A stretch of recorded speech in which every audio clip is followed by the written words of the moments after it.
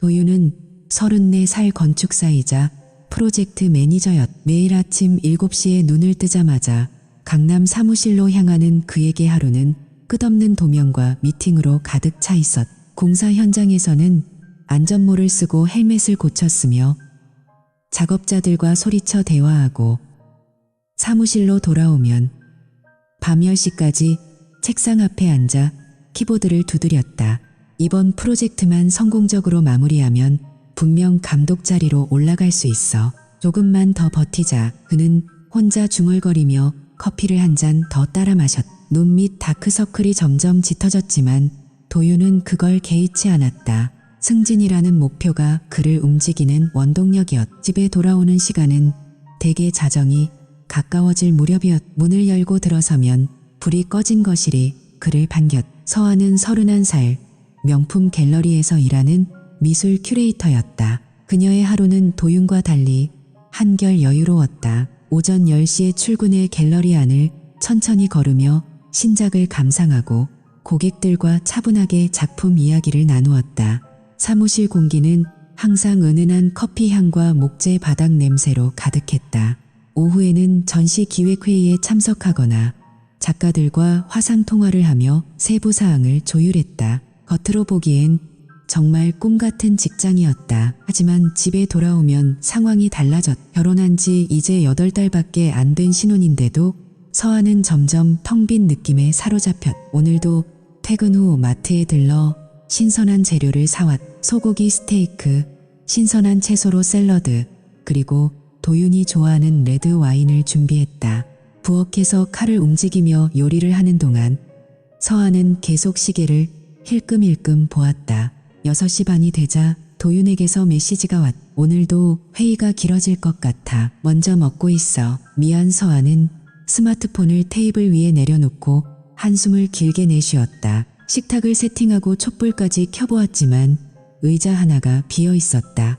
그녀는 혼자 앉아 포크를 들었. 스테이크를 한 점 베어 물었지만 고기 맛은 거의 느껴지지 않았다. 샐러드 잎은 바삭함을 잃고 축 늘어져 있었다. 또 이렇게 혼자 먹는 날이네. 작은 목소리로 중얼거리며 와인잔을 들었다. 붉은 액체가 목을 타고 넘어가자 가슴 한쪽이 서서히 저려왔다.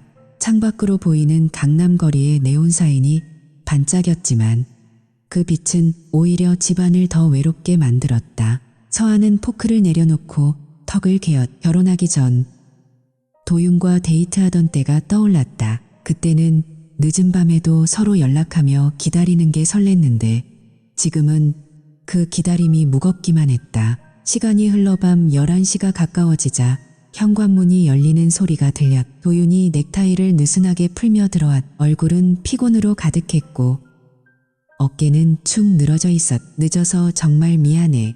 오늘 클라이언트 미팅이 예상보다 길어졌어. 현장 문제도 터지고. 그는 신발을 벗으며 힘없는 목소리로 말했. 서아는 자리에서 일어나 그에게 다가갔. 괜찮아. 밥은 먹었어? 내가 데워줄까? 아니, 배는 고픈데. 지금은 그냥 샤워하고 바로 누워야 할 것 같아. 너무 피곤해서. 도윤은 서아의 어깨를 가볍게 두드리고는 침실로 향했. 서아는 그의 등을 바라보며 아무 말도 하지 못했다. 부엌으로 돌아와 남은 음식을 치우기 시작했. 물이 흐르는 소리와 함께 접시가 부딪히는 소리가 울렸. 그녀는 조용히 눈물을 한 방울 흘렸다. 눈물이 볼을 타고 내려와 턱 끝에서 떨어졌. 샤워를 마친 도윤은 이미 불을 끄고 침대에 누워있었. 서아가 조심스럽게 그의 옆에 누웠다. 도윤이 피곤한 목소리로 중얼거렸. 내일도 아침 6시 반에 나가야 해. 프로젝트 마감이 코앞이라. 잘 자, 여보. 응, 잘 자. 서아는 대답하며 천장을 바라보았. 도윤의 숨소리가 곧 규칙적으로 변했. 그는 금세 깊은 잠에 빠졌. 하지만 서아는 눈을 감아도 잠이 오지 않았. 결혼 생활이 시작된 지 8개월. 겉으로는 완벽한 신혼부부처럼 보였다. SNS에는 함께 찍은 사진도 몇 장 올라가 있고 주변 사람들은 부러워하기도 했. 그러나 실제로는 매일 밤 이렇게 작은 균열이 조금씩 생겨나고 있었. 서아는 도윤의 손을 조심스럽게 잡아보았다. 따뜻한 체온이 느껴졌지만 그 따뜻함조차 멀게만 느껴졌다. 그녀는 속으로 생각했다. 이대로 가다간 우리 사이가 점점 더 멀어질 것 같아. 그러나 그 생각을 입 밖으로 내지는 못했. 그저 조용히 눈을 감고 내일 또 반복될 하루를 기다릴 뿐이었다. 강남의 화려한 불빛 아래 그들의 신혼집에서는 보이지 않는 금이 서서히 번져가고 있었다. 그날 이후로 서아의 일상은 점점 더 무거워졌다. 도윤은 여전히 새벽 늦게 들어오고 아침 일찍 나갔. 아침에 눈을 뜨면 그의 자리는 이미 차가웠. 서아는 갤러리에 출근해서도 미소 짓는 얼굴 뒤로 깊은 피로를 숨겼. 그러던 어느 오후 갤러리에 중요한 VIP 고객이 찾아왔. 태경, 38살. 그는 미술품 투자와 수집으로 큰돈을 번 사업가였. 키가 크고 세련된 차림새, 부드러운 미소가 인상적이었다. 그는 신작 전시를 둘러보며 서아에게 천천히 다가왔다. 이 작품, 선생님께서 큐레이팅 하신 거죠? 색감과 구도가 정말 특별하네요. 선생님의 안목이 느껴집니다. 태경의 목소리는 낮고 따뜻했. 서아는 가볍게 웃으며 대답했다. 감사합니다. 이 작가는 감정을 섬세하게 표현하는 스타일이라 저도 좋아해요. 그날 이후 태경은 자주 갤러리를 찾았. 처음엔 작품 이야기를 나누다가 점점 서아의 일상으로 대화가 이어졌다. 그는 도윤처럼 서두르지 않았. 오히려 서아의 말을 끝까지 들어주고 그녀가 혼자 느끼는 외로움을 자연스럽게 알아차렸다. 남편분이 많이 바쁘시다고요? 이해해요. 저도 예전엔 그랬으니까. 그런데 가끔은 혼자 있는 시간이 너무 길면 마음이 허전해지죠. 그의 말 한마디가 서아의 가슴에 스며들었다. 어느 날 태경은 작은 선물을 내밀었. 고급 향수였다. 이 향 선생님 같은 분에게 잘 어울릴 것 같아서요. 받아주시겠어요? 서아는 처음엔 사양했지만 그의 진심 어린 눈빛에 결국 받았다. 그 후로 선물은 계속되었다. 이탈리아에서 공수한 와인, 프랑스 디자이너의 스카프, 그리고 한 번은 갤러리 근처 레스토랑에서 준비한 저녁 식사 초대까지. 오늘은 혼자 계실 것 같아서요. 같이 식사하면서 작품 이야기나 더 나눠요. 비가 내리던 그날 밤 서아는 결국 태경의 차를 탔다. 레스토랑 안은 따뜻했고 촛불이 부드럽게 흔들렸다. 태경은 서아의 손등을 살짝 잡으며 말했. 서아 씨, 당신은 정말 소중한 사람이에요. 그런 대우를 받을 자격이 충분한데 주변에서 그걸 알아주지 못하는 게 안타까워요. 서아의 눈시울이 붉어졌. 오랜만에 누군가 자신의 마음을 제대로 헤아려주는 느낌이었다. 그날 이후 두 사람의 만남은 점점 잦아졌. 태경의 아파트에서 와인을 마시며 대화하고 그의 품에 기대어 눈물을 흘리기도 했. 서아는 스스로를 자책하면서도 태경의 따뜻함에서 벗어나지 못했다. 나 정말 잘못하고 있는 거지? 그녀는 혼자 중얼거렸지만 태경이 안아주면 모든 고민이 녹아내렸다. 그리고 그 결정적인 밤이 왔. 도윤이 평소보다 조금 일찍 밤 10시 반쯤 현관문을 열고 들어왔. 피곤한 얼굴로 넥타이를 풀며 말했. 오늘은 좀 일찍 끝나서 밥 먹었어? 같이 먹을까?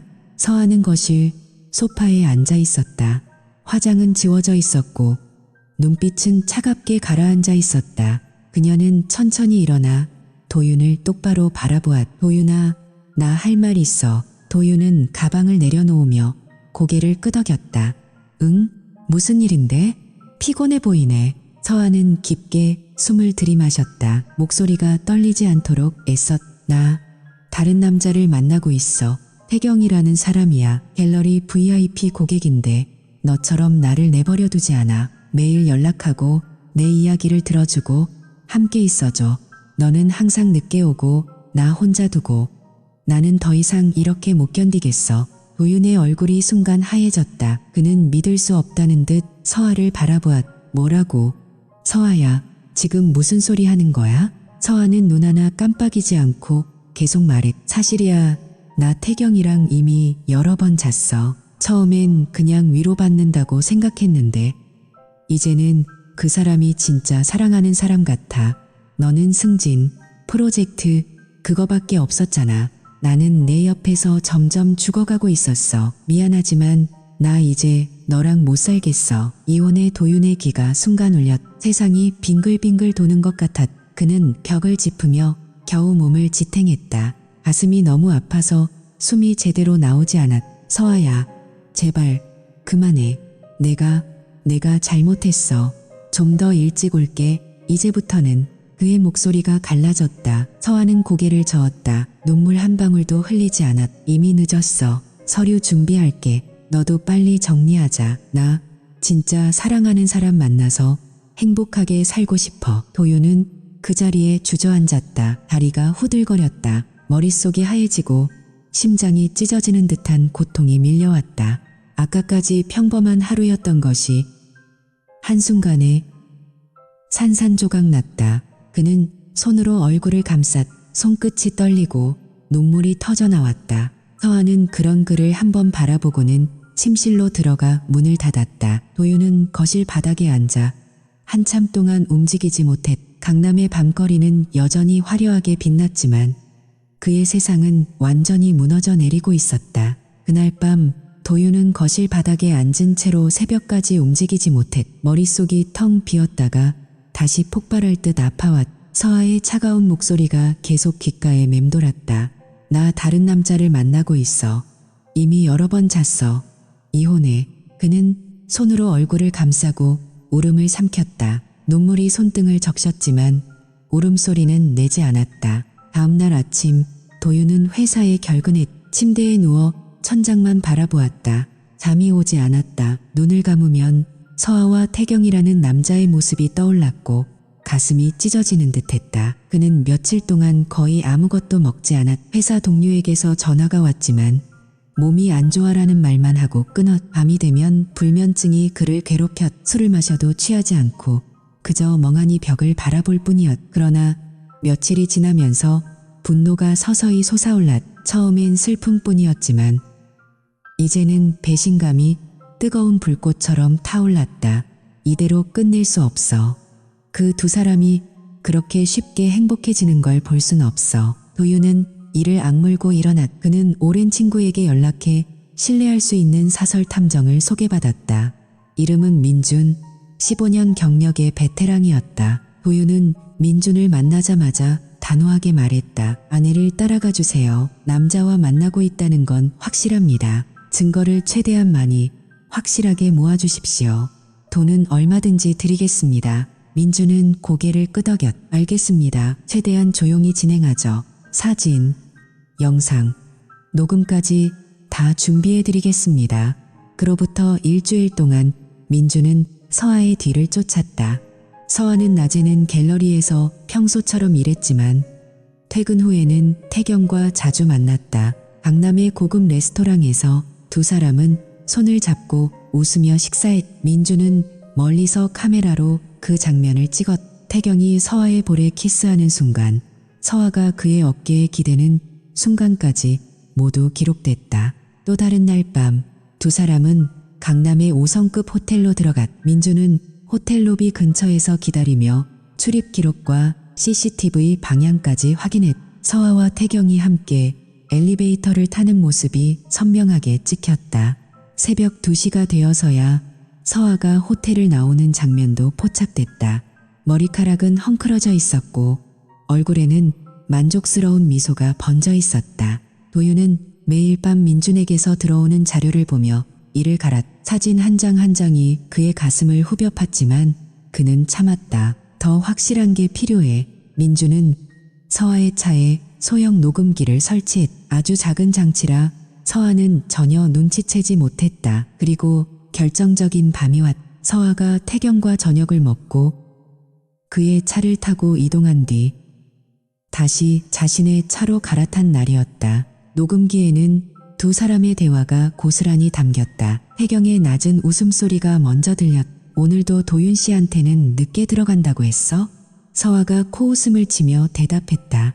응, 그 사람은 또 늦게까지 일한다고 하더라고. 항상 그래. 돈 좀 번다고 자랑인데 실제로는 월급쟁이 신세지.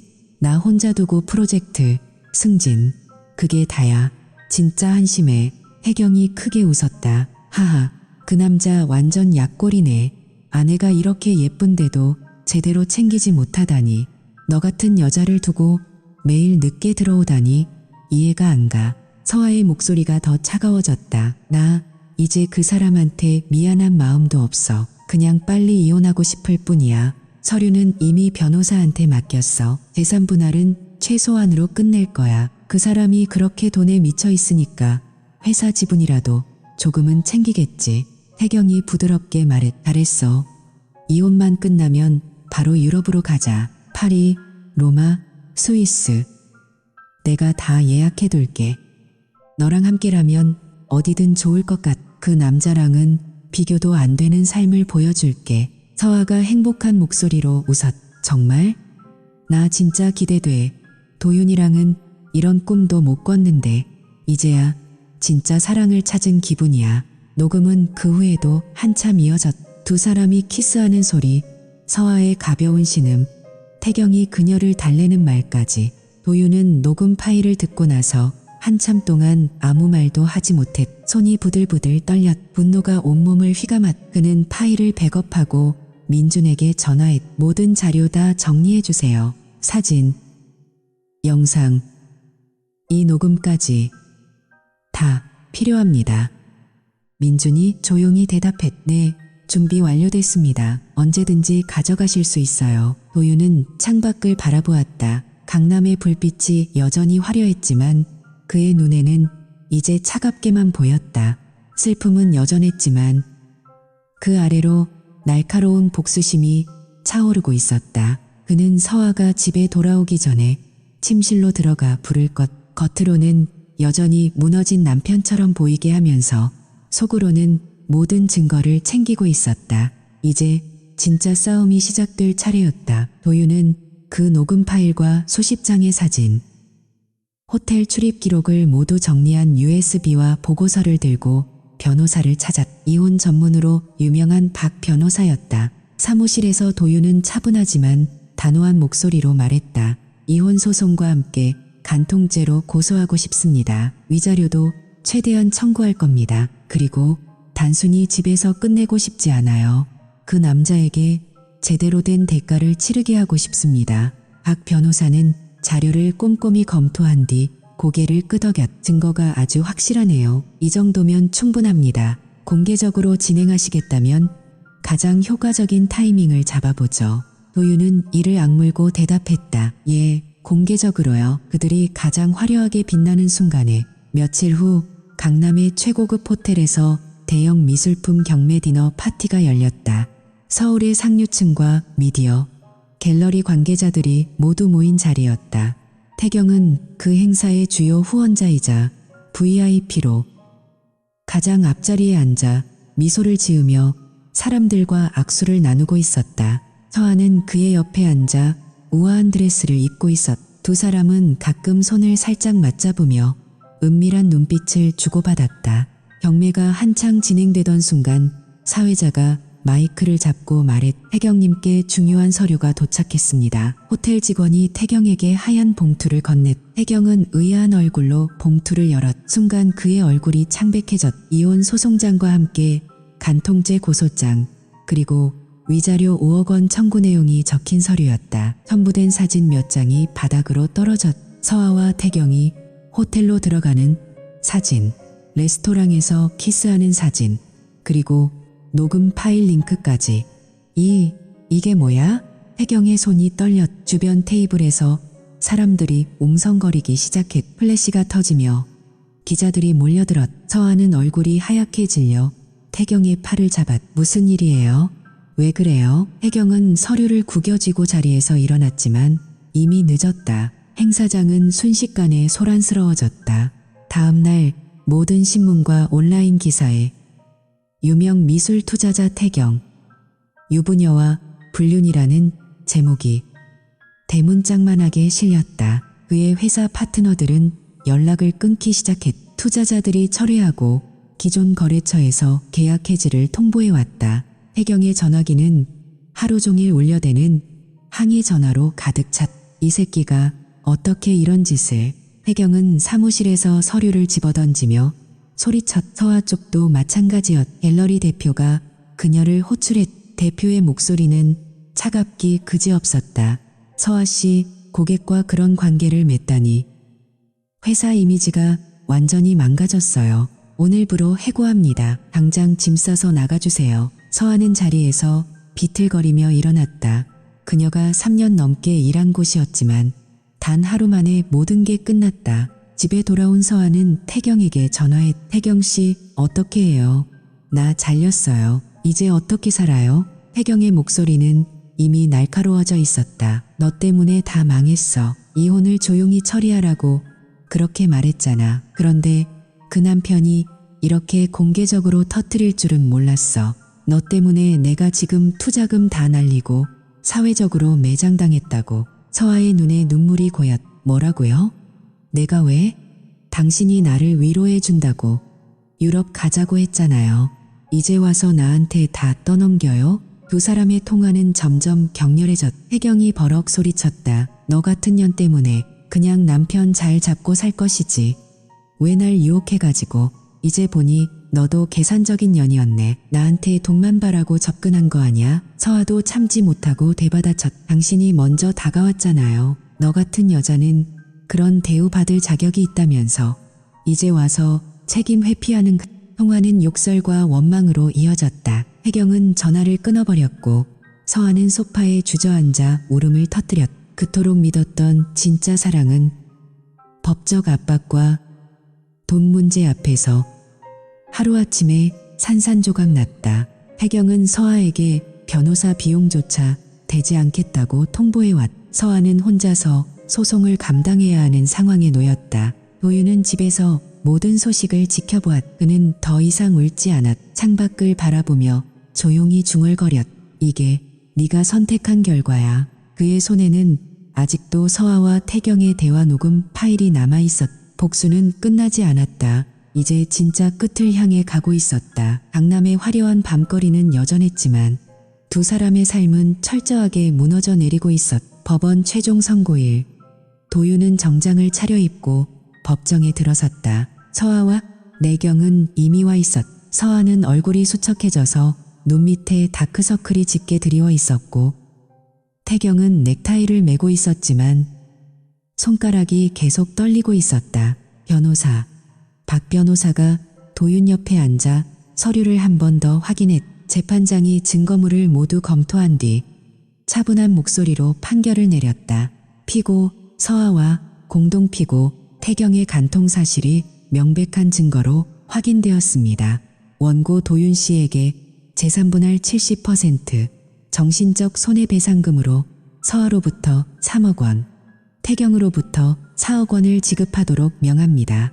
총 위자료와 재산 합산 금액은. 판결문이 이어지는 동안 서아는 고개를 푹 숙였다. 태경은 얼굴을 감싸고 한숨을 내쉬었다. 도윤은 그저 조용히 듣기만 했. 가슴이 뛰었지만 더 이상 분노는 없었다. 그저 끝이 다가왔다는 사실만이 느껴졌. 선고가 끝난 뒤 복도에서 서아가 도윤에게 다가왔. 목소리가 갈라져 있었. 도윤아, 제발 이렇게까지 할 필요는 없었잖아. 나 이제 정말 아무것도 없어. 일도 잃었고 빚만 잔뜩 생겼어. 엄마 아빠도 나한테 연락 안 해. 태경 씨도 나한테 전화도 안 받아. 도윤은 서아를 한번 똑바로 바라보았. 예전처럼 따뜻한 눈빛은 없었다. 너가 선택한 길이야. 서아, 이제 와서 후회해도 늦었어. 그는 더 이상 아무 말도 하지 않고 법원을 나왔다. 태경은 이미 변호사와 함께 빠르게 사라진 뒤였. 나중에 들은 소식으로는 태경이 투자 손실과 소송 비용 때문에 회사 지분을 팔아치우고 해외로 도피하듯 떠났다고 했다. 서아는 부모님 집에서도 쫓겨나 작은 원룸으로 이사했고 매일 빚독촉 전화에 시달리며 살아가고 있었다. 모든 절차가 끝난 후 도윤은 강남의 그 신혼 아파트를 매물로 내놓았다. 마지막으로 집을 둘러보는 날 그는 식탁에 앉아 예전 사진 한 장을 오래 바라보았다. 서아와 함께 찍은 결혼식 사진. 그는 사진을 조용히 찢어서 버렸. 이제 여기서 끝이야. 새로 산 집은 한강이 보이는 한적한 아파트였다. 짐을 옮기고 나서 도윤은 창문을 활짝 열었다. 바람이 들어오며 지난 1년의 무거운 공기가 빠져나가는 것 같아. 그는 회사에 복귀했. 동료들은 처음엔 조심스러워했지만 도윤이 평소처럼 일하는 모습을 보자 자연스럽게 받아들였다. 오히려 프로젝트 성과가 더 좋아졌다. 상사는 도윤을 불러 말했. 요즘 자네 더 집중력이 좋아진 것 같아. 다음 대형 프로젝트 팀장으로 올리려고 해. 도윤은 가볍게 고개를 숙였. 감사합니다. 열심히 하겠습니다. 그리고 몇 달이 지난 어느 날 회사에서 조용히 그를 도와주던 여자 동료 은서가 퇴근 후 커피를 건넸다. 은서는 29살. 차분하고 따뜻한 성격의 기획 팀원이었다. 도윤이 가장 힘들 때 아무 말 없이 야근 도시락을 챙겨주고 오늘은 일찍 들어가세요라고 말해주던 사람이었다. 선배님, 요즘 좀 괜찮아지셨어요? 제가 계속 걱정됐어요. 도윤은 커피를 받아들며 처음으로 부드럽게 미소 지었다. 많이 나아졌어. 고마워, 은서 씨. 그때 정말 힘들었는데 네가 있어서 버틸 수 있었어. 두 사람은 회사 근처 식당에서 저녁을 먹기 시작했. 처음엔 가벼운 대화였지만 점점 서로의 이야기를 나누게 되었다. 은서는 도윤의 과거를 자세히 묻지 않았. 그저 지금의 그를 바라봐 주었. 도윤도 서서히 마음의 문을 열었다. 주말에 함께 한강을 산책하고 작은 전시회를 보러 가기도 했. 어느 저녁 은서가 조용히 말했. 선배님, 저 선배님과 더 오래 같이 있고 싶어요. 천천히요. 도윤은 그녀의 손을 살짝 잡았다. 따뜻한 온기가 전해졌. 나도 그래. 이번엔 제대로 하고 싶어. 지금 도윤은 더 이상 과거를 원망하지 않는다. 서아와 태경이 어떻게 사는지 가끔 뉴스나 지인에게서 듣지만 그저 남의 이야기처럼 느껴질 뿐이다. 그는 새 아파트에서 아침 커피를 마시며 한강을 바라보고 회사에서 의미 있는 일을 하고 은서와 함께 조용한 저녁을 보낸다. 강남의 화려했던 신혼집은 이미 먼 과거가 되었다. 도윤은 제로부터 다시 태어났다. 아픔은 여전히 남아있지만 그 아픔은 이제 그를 더 단단하고 차분하게 만들었. 진짜 평화는 복수로 끝난 것이 아니라 자신을 되찾은 순간부터 시작되었다.